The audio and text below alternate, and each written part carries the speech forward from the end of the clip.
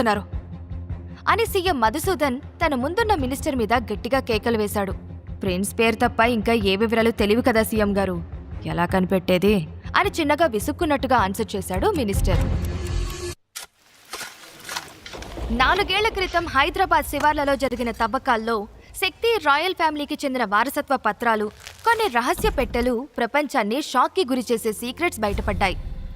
వాటి గురించి ఎవ్వరికీ తెలియకుండా దాచిపెట్టి సీఎం మధుసూదన్ ఒక సాధువుని కలిసి వాటి గురించి తెలుసుకునే ప్రయత్నం చేశాడు. ప్రస్తుత వారసుడు తప్ప ఇంకెవ్వరూ వాటిని ఓపెన్ చేయలేరని, ఆ సీక్రెట్స్ ని అర్థం చేసుకోలేరని సాధువు నిర్ధారించాక ప్రిన్స్ ని వెతుక్కుంటూ వెళ్లాడు సీఎం మధుసూదన్. కానీ అప్పటికే విజయేంద్ర శక్తి ఆ ఫ్యామిలీని ప్యాలెస్ ని వదిలి వెళ్లిపోయాడు. శక్తి ప్యాలెస్ నుంచి ప్రిన్స్ వెళ్లిపోయి 4 ఏళ్లయ్యింది. మరి 4 ఏళ్ల నుంచి ఎక్కడున్నాడు అని చిన్నగా అన్నాడు సీఎం మధుసూదన్. సీఎం అలా అనగానే షాక్ అవుతూ, ఏంటి ప్యాలెస్ నుంచి వెళ్లిపోయాడా? ప్రిన్స్ కి అలా ప్యాలెస్ వదిలి వెళ్లిపోయే అవసరమేమొచ్చింది సీఎం గారు? సరే ఎలాగైనా కనిపెడదావా అంటే కనీసం ఆ విజయేంద్ర ఎలా ఉంటాడో కూడా ఎవరికీ తెలియకుండా ఆ రాయల్ ఫ్యామిలీ జాగ్రత్త పడింది. పోనీ ఒకసారి ఆ ఫ్యామిలీని ఎంక్వైరీ చేస్తే సరిపోతుంది కదా అని అన్నాడు మినిస్టర్.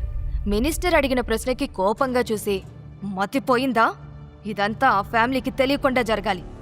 ఏమన్నావ్? వాళ్ళని ఎంక్వైరీ చేస్తావా? స్టేట్ గవర్నమెంటే కాదు, సెంట్రల్ గవర్నమెంట్ అయినా సరే వాళ్ళ నీడని కూడా టచ్ చేయలేదు. ప్రపంచ దేశాల నాయకులు, సంపన్నులు కూడా వాళ్ళ పాదాలకు సలాంలు కొడతారు. అంత పవర్ఫుల్. ఇక వెళ్ళు అండ్ ఈ సీక్రెట్ ఎక్కడ రివీల్ చేయకో అని ఆర్డర్ వేశాడు సీఎం మధుసూదన్.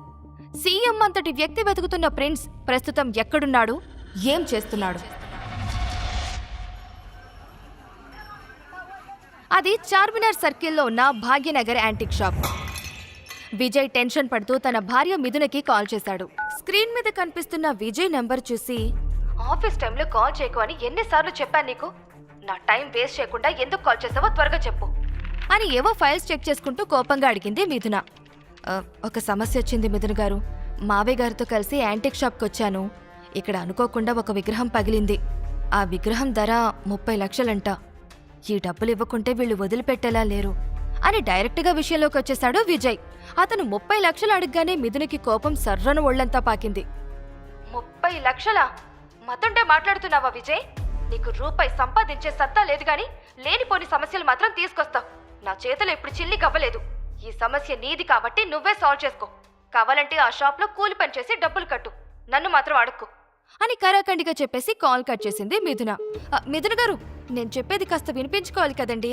ఆ విగ్రహం పగలగొట్టింది నేను కాదు, మావయ్య గారు అని బాధపడుతూ చెప్పడానికి ట్రై చేశాడు. కానీ అప్పటికే కాల్ కట్ చేసిందని అర్థమై విజయ్ ఫేస్ డల్గా మారిపోయింది. డల్గా మారిన విజయ్ ఫేస్ చూస్తూ, ఏం జరిగిందయ్యా, డబ్బులు వస్తున్నాయా లేదా అని కాస్త గద్దించినట్టుగా అడిగాడు షాప్ ఓనర్ ప్రేమ్చంద్. లేదు అన్నట్టు విజయ్ సైలెంట్గా తల అడ్డంగా ఊపాడు. అలా అడ్డంగా తలూపితే డబ్బులు ఊడిపడవు మిస్టర్. ఇప్పటికే గంట సేపటి నుండి నడుస్తోంది తతంగం. పైగా చూడు, ఆ ముసలాడు తప్పించుకోవడానికి ట్రై చేస్తున్నాడు. బాగా గుర్తుపెట్టుకోండి, మీ దగ్గర నుంచి డబ్బులు కక్కించేదాకా మిమ్మల్ని వదిలిపెట్టను అని ప్రేమ్చంద్ అంటూ ఉండగానే విజయ్ తన మావయ్య అనిల్ కోసం వెనక్కి తిరిగి చూశాడు. అప్పటికే బాడీ గార్డ్స్ అనిల్ని షాపు నుంచి పారిపోకుండా ఆపి షాపు లోపలికి మళ్లీ తీసుకొచ్చి నిలబెట్టారు. ప్రేమ్చంద్ ఆ ఇద్దరి వైపు చూస్తూ, ఇప్పుడు టైం 2 అవుతుంది. 5 గంటల్లోపు మీరు 30 లక్షలు ఇవ్వకపోతే ఈ ముసలాన్ని అరెస్ట్ చేయిస్తాను అని ప్రేమ్చంద్ ఖరాఖండిగా చెప్పేశాడు. అప్పుడే అనిల్ విజయ్ భుజం మీద చెయ్యి వేసి, విజయ్ ఏదో ఒకటి చెయ్యి, నువ్వేమీ చేయకున్నా షెల్టర్ ఇచ్చి తిండి పెడుతున్నావు. నేను చేస్తే జైలుకెళ్ళను, కావాలంటే నువ్వే జైలుకెళ్ళు అని భారమంతా విజయ్ మీద వేస్తూ అన్నాడు. నేను వెళ్ళడానికి రెడీనే మావయ్య గారు, కానీ అతను చాలా సీరియస్గా ఉన్నారు. డబ్బులు ఇవ్వకుంటే మిమ్మల్నే జైలుకి పంపిస్తానంటున్నారు అని చెప్పాడు విజయ్. ఏంటి, జైలుకి వెళ్ళాలా? నేను ఎవరి కొడుకుని అనేది మర్చిపోయావా? ఆ డబ్బులేవో నువ్వే కట్టు అని ఆవేశంగా అన్నాడు అనిల్. నేనెలా ఇస్తాను మావయ్య గారు? నా జేబులో 30 రూపాయలు కూడా లేవు. 30 లక్షలు ఎక్కడి నుంచి తీసుకురావాలి? మిథున గారు నా ఖర్చులకి తప్ప ఇంకేమి ఇవ్వరు కదా అని చెప్పాడు విజయ్. నా కూతురికి మళ్ళీ కాల్ చేయి, నీకు చేత కాకుంటే నేనే చేస్తాను అని గొడుగుతూనే విజయ్ దగ్గర నుండి ఫోన్ తీసుకుని మిథునకి కాల్ చేశాడు అనిల్. ఫస్ట్ ఇంకే కాల్ లిఫ్ట్ చేసి, నన్నెందుకు ఇలా టార్చర్ చేస్తున్నా విజయ్? నా దగ్గర డబ్బులు లేవని చెప్తున్నాను కదా, నేను ఎలాంటి హెల్ప్ చెయ్యను అని అరిచింది మిథున. బేబీ, నేను డాడీని మాట్లాడుతున్నాను అని అనిల్ అనేసరికి మిథున కోపాన్ని తగ్గించుకుంది. విజయ్తో తిరిగి మీరు కూడా అత్తళ్ళనే తయారయ్యారా అని ఫ్రస్ట్రేట్ అవుతూ అడిగింది. బేబీ బేబీ ఈ ఒక్కసారికి హెల్ప్ చేయి ప్లీజ్ అని ఆల్మోస్ట్ ఏడుపు గొంతుతో అడిగాడు అనిల్. అతను చేసిన తప్పకి మీరెందుకు డాడీ ఇంతలా బాధపడిపోతున్నారు అని అడిగింది మిథున. బేబీ ఆ విగ్రహం పగలగొట్టింది నేనే. డబ్బులు కట్టుకుంటే మీ డాడీని పోలీసులు అరెస్ట్ చేస్తారు అని ఏడుస్తూ చెప్పాడు. కన్నతండ్రి అలా మాట్లాడేసరికి మిథున తట్టుకోలేకపోయింది.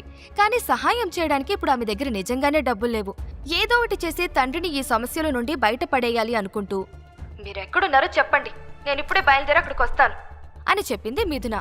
చార్మినార్ రోడ్డు భాగ్యనగర్ యాంటిక్ షాప్లో ఉన్నాం అని అనిల్ చెప్పగానే సరే అని చెప్పి కాల్ కట్ చేసింది మిథున. తనకిప్పుడంతా బ్లాంక్గా ఉంది. ఏం చేయాలో కూడా అర్థం కాని పెద్ద ప్రాబ్లంలో పడినట్టుంది. నిజానికి మిథున ఫాదర్ అనిల్ సిటీలోనే బాగా డబ్బున్న ఫ్యామిలీస్లో ఒకరైన వజ్రపాటి కుటుంబంలో పుట్టాడు. కానీ తన తల్లి గాయత్రీదేవి వీళ్లను పెద్దగా పట్టించుకోదు. 3 ఏళ్ల క్రితం మిథున తాతయ్య వజ్రపాటి హరినారాయణ విజయ్ని ముంబైలో చూసి ఇంటికి తీసుకొచ్చాడు. అప్పుడే మిథునకిచ్చి పెళ్లి చేసేందుకు నిర్ణయం తీసుకున్నాడు. తాతయ్య పైన ఉన్న ప్రేమ వల్ల మిథున ఈ పెళ్లికి అంగీకరించింది. అసలు ఈ విజయ్ ఎవరు, ఎందుకు వీళ్ళిద్దరికి పెళ్లి చేశాడు అనేది చెప్పకుండానే హరినారాయణ చనిపోయాడు. ఆ తర్వాత గాయత్రీదేవి వజ్రపాటి ఫ్యామిలీని, వాళ్ల బిజినెస్ ని టేక్ ఓవర్ చేసుకుంది. మిథున విజయ్ల పెళ్లంటే ఏమాత్రం ఇష్టం లేని గాయత్రీదేవి వీళ్లను ఇంటి నుంచి వెళ్లగొట్టింది. అప్పటి నుంచి ఈ కుటుంబాన్ని గట్టెక్కించడానికి తీవ్రంగా కష్టపడుతోంది మిథున. ఇదిలా ఉంటే ఆ యాంటిక్ షాప్లో టెన్షన్గా అటు ఇటు తిరుగుతూ ఉన్నాడు విజయ్. అనిల్ కూడా తన కూతురి రాక కోసం ఎదురు చూస్తున్నాడు. దాదాపు అరగంట తర్వాత యాంటిక్ షాప్కి వచ్చేసింది మిథున. ఆమెతో పాటు ఆవేశంగా వచ్చిన రత్నప్రభ తన భర్త పక్కన నిలబడ్డ విజయ్ చెంప మీద లాగిపెట్టి కొట్టింది. రత్నప్రభ, ఇందులో అల్లుడు తప్పేం లేదు, ఆ వస్తువు నా చేతుల్లోనే పగిలింది అని విజయ్ వైపు సానుభూతిగా చూస్తూ చెప్పాడు అనిల్. కింద పడ్డా నాదే పై చెయ్యి అనే టైపు రత్నప్రభది. అందుకే విజయ్కి సారీ చెప్పకుండా ఇందులో వీడు తప్పులేదని మీరెలా చెప్తారండి? వీడు మిమ్మల్ని ఇక్కడికి తీసుకురాకపోయుంటే అసలు ఈ సమస్య వచ్చిండేది కాదు కదా అని మేకపోతు గాంభీర్యాన్ని చూపించింది. దాంతో మిథున వైపు నువ్వే దిక్కు అన్నట్టు చూశాడు అనిల్. డాడీ, మన ఇల్లు కారు అమ్మిన 20 లక్షలు కూడా రావు. మిగిలిన 10 లక్షలు ఎవరి దగ్గర అప్పు చేయాలి అని ఫ్యామిలీ సిచ్యువేషన్ని గుర్తు చేసింది మిథున. రత్నప్రభ వెంటనే నిప్పులు తొక్కిన కోతిలా ముందుకొచ్చి, అసలు ఇదంతా ఈ ఈడియట్ వల్లే వచ్చింది. ఏ ముహూర్తాన వీడు మిథున మెళ్ళలో తాళి కట్టాడో తెలియదు గాని అప్పటి నుండి అత్తయ్య గారు మనల్ని పట్టించుకోవడం మానేశారు, ఇంటి నుండి కూడా వెలేశారు అని చెప్పింది. అత్తయ్య గారు, మీ మావయ్య గారికి నేనిచ్చిన మాట కోసం నేను మీ అమ్మాయిని పెళ్లి చేసుకున్నాను. అసలు ఆ రోజు ముంబైలో అని ఏదో చెప్పబోతూ ఆగిపోయాడు విజయ్. ఆగిపోయావేరా, చెప్పు, ఆ రోజు ముంబైలో ఏం జరిగింది అని విజయ్ మీదకి వెళ్తూ అడిగింది రత్నప్రభ. వాళ్ళిద్దరి గొడవ పెద్దదయ్యేలా కనిపించడంతో, ఇప్పుడు మీరు డబ్బులు ఇవ్వకపోతే నాకు అరెస్ట్ చేయించడం తప్ప మరో దారి లేదు అన్నాడు ప్రేమ్చంద్. తండ్రిని కాపాడుకోవడానికి వేరే దారి లేక, నేను నానమ్మకి కాల్ చేసి హెల్ప్ చేయమని అడుగుతాను డాడీ అని చెప్పింది మిథున. బుద్ధుండే మాట్లాడుతున్నావా మిథున? మీ నానమ్మకి విషయం చెప్తే హెల్ప్ చేస్తుంది అనుకుంటున్నావా? అనవసరంగా ఈ సమస్యని పెద్ద చేయకు అని భయపడుతూ చెప్పాడు అనిల్. నానమ్మ మీద నాకు నమ్మకం ఉంది డాడీ, మీకోసం అంటే ఆవిడ ఖచ్చితంగా హెల్ప్ చేస్తారు అంటూ అనిల్ వద్దని చెప్తున్నా వినకుండా గాయత్రీదేవికి కాల్ చేసి స్పీకర్ ఆన్ చేసింది మిథున. ఆవిడ కాల్ లిఫ్ట్ చేయగానే, హలో నానమ్మ, నేను మిథునని మాట్లాడుతున్నాను, ఎలా ఉన్నావు నానమ్మ అని ఆర్తిగా పలకరించింది. మిథున అంత ప్రేమగా మాట్లాడినా కూడా గాయత్రీదేవి లెక్క చేయకుండా, పరిచయాలు అవసరం లేదు కానీ ఎందుకు ఫోన్ చేశావో చెప్పు అని కోల్డ్ వాయిస్తో అడిగింది.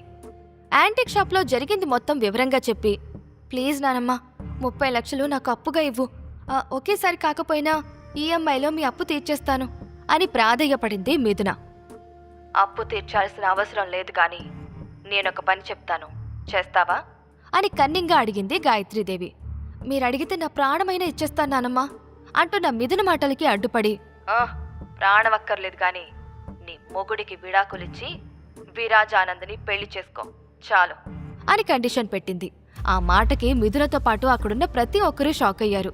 తన భర్త విజయ్ అంటే గౌరవం లేకపోవచ్చు, కానీ అతడి మీద మిథునకి కొంత పాజిటివ్ ఒపీనియన్ ఉంది. నానమ్మా, ఇందులో విజయ్ తప్పేమీ లేదు, నాన్న వల్లే ఈ సమస్య వచ్చింది అని ఏం జరిగిందో మళ్లీ చెప్పడానికి ప్రయత్నించింది మిథున. నాకవన్నీ అనవసరం మిథున, నీ మొగుడికి విడాకులిస్తేనే నీకు కావాల్సిన 30 లక్షలు ఇస్తాను, లేదంటే మళ్ళీ నాకు ఫోన్ చేయొద్దు అని ఖరాఖండిగా చెప్పేసి కాల్ కట్ చేసింది గాయత్రీదేవి. మిథునకి ఏం చెయ్యాలో తెలియక పక్కనే ఉన్న సోఫాలో కూలబడిపోయింది. భార్యని ఆ స్థితిలో చూడలేక మిథున్ గారు మీరేం కంగారు పడకండి, నేనేదో ఒకటి చేసి మీ ప్రాబ్లంని సాల్వ్ చేస్తాను అని ధైర్యం చెప్పాడు విజయ్. నువ్వు సాల్వ్ చేస్తావా? నీ అవసరాలకు కూడా నా కూతురు దగ్గర డబ్బులు తీసుకునే పనికి మాలిన భర్తవి నువ్వు, ఆ విషయం మర్చిపోయావా అని వెటకారంగా రత్నప్రభ అంటుంటే, ప్లీజ్ అత్తయ్య గారు ఈసారి నా మాట నమ్మండి అని చెప్పాడు విజయ్. రత్నప్రభ అతడి మాటలను పట్టించుకోకుండా, మిథున, నీ చేతగాని మొగుణ్ణి వదిలించుకోవడానికి మీ నానమ్మ మంచి మార్గం చూపించింది. రేడియంట్ గ్రూప్ ఆఫ్ ఇండస్ట్రీస్కి విరాజ్ ఒక్కడే వారసుడు. అతన్ని పెళ్లి చేసుకుంటే కోల్పోయిన నీ జీవితం మళ్ళీ తిరిగొస్తుంది. పైగా విరాజు చాలా మంచోడు అని కూతురికి బ్రెయిన్ వాష్ చేస్తోంది. విరాజ్ గురించి విజయ్కి బాగా తెలుసు. రోజుకో అమ్మాయిని కోరుకునే రకం. ఇంకా పచ్చిగా చెప్పాలంటే కామపిశాచి. ఎంతో మందికి అనఫీషియల్గా తండ్రి కూడా అయ్యాడు. అలాంటి వాడి దగ్గరికి తన భార్య వెళ్లకూడదు అనుకుంటున్నాడు విజయ్. మీ నానమ్మకి కాల్ చేసి ఈ కండిషన్కి ఓకే అని చెప్పే అని మిథునని బలవంతం చేస్తున్న రత్నప్రభని పట్టించుకోకుండా అక్కడి నుండి బయటకు వెళ్లిపోయాడు విజయ్. అమ్మా నా వల్ల కాదు అని మిథున చెప్పాలి అనుకుంటుంది, కాని గొంతు దాటి మాట బయటికి రావడం లేదు. విజయ్ తన పాకెట్లో నుండి ఫోన్ని బయటికి తీసి ఎవరికో కాల్ చేశాడు. ఇంద్రభవనం లాంటి రాజభవంతిలో ఆగకుండా రింగ్ అవుతుంది మొబైల్ ఫోన్. ఆ ఇంటి బయట శక్తి ప్యాలెస్ అని ఒరిజినల్ గోల్డ్తోనే చేయించిన బోర్డు సూర్యుడి వెలుగులో మెరిసిపోతోంది. సూటు బూటు వేసుకున్న మనోహర్ స్టైల్గా సింహాసనం లాంటి కుర్చీలో కూర్చుని ఫోన్ తీసి చెవి దగ్గర పెట్టుకుంటూ, హలో ఎవరు అని అడిగాడు. విజయ్ సమాధానం చెప్పలేదు. మనోహర్ గొంతు వినగానే తన గతం తాలూకు జ్ఞాపకాలు ఒక్కొక్కటిగా గుర్తుకొచ్చి విజయ్ని చిత్రవద చేస్తున్నాయి. అందంగా రెడీ చేసి ఉన్న పెళ్లి మండపం, అగ్నిసాక్షిగా కన్యళ్లతో వరుడు కోసం ఎదురుచూస్తున్న పెళ్లి కూతురు లీలగా గుర్తుకొస్తూ ఉంటే విజయ్ కళ్ళు మూసేసుకున్నాడు. ఎంతసేపటికి అవతల వైపు నుండి సమాధానం రాకపోవడంతో, చిన్నబాబు అని వణుకుతున్న కంఠంతో అతి కష్టంగా పిలిచాడు మనోహర్. ఆ పేరు వినగానే ఒక్కసారిగా కళ్ళు తెరిచాడు విజయ్. ప్రిన్స్ ఎక్కడున్నాడో సీఎం మధుసూదన్ కనిపెడతాడా? విజయ్ గతం ఏమై ఉంటుంది? మనోహర్కి విజయ్కి ఉన్న సంబంధమేంటి?